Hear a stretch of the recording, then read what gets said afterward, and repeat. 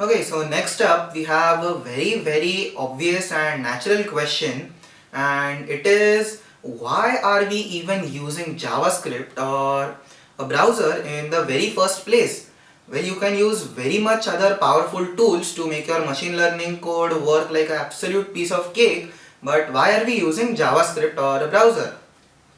This video is brought to you by EpiPies Academy. Okay, so now my answer to this would be divided into two segments. Okay, the first one talks about the massive reach of JavaScript. Okay, so can you simply imagine this statistic?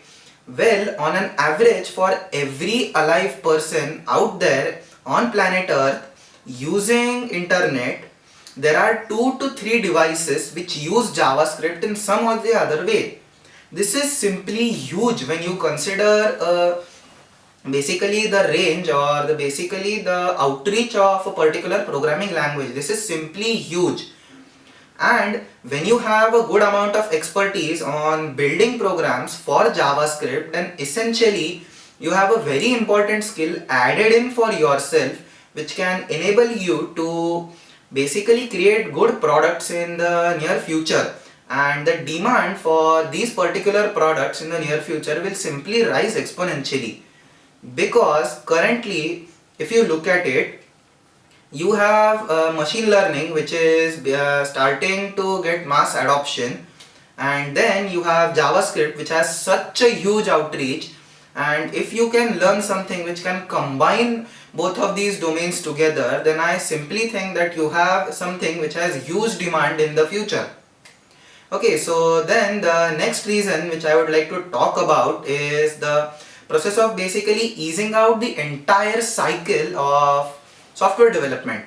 So let's say we are developing a brand new machine learning program, and now basically we want to get on writing the code. And before doing that, we have basically we need to install a gazillion other dependencies which basically slow down the entire working of our ecosystem.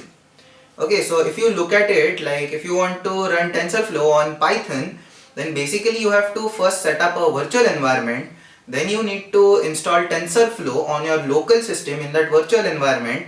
Then basically install some other files which you need, and then basically start programming.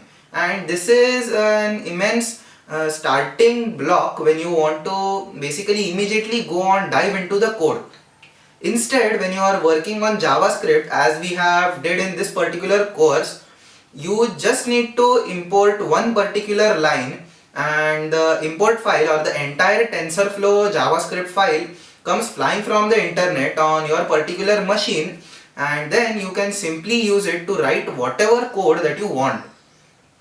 So over here we have basically eased out the development cycle so that we can focus more on what is actually important, which is the main TensorFlow programming. And later on, whenever you wish, you can write the same code or pretty much similar code and do it on a Python machine.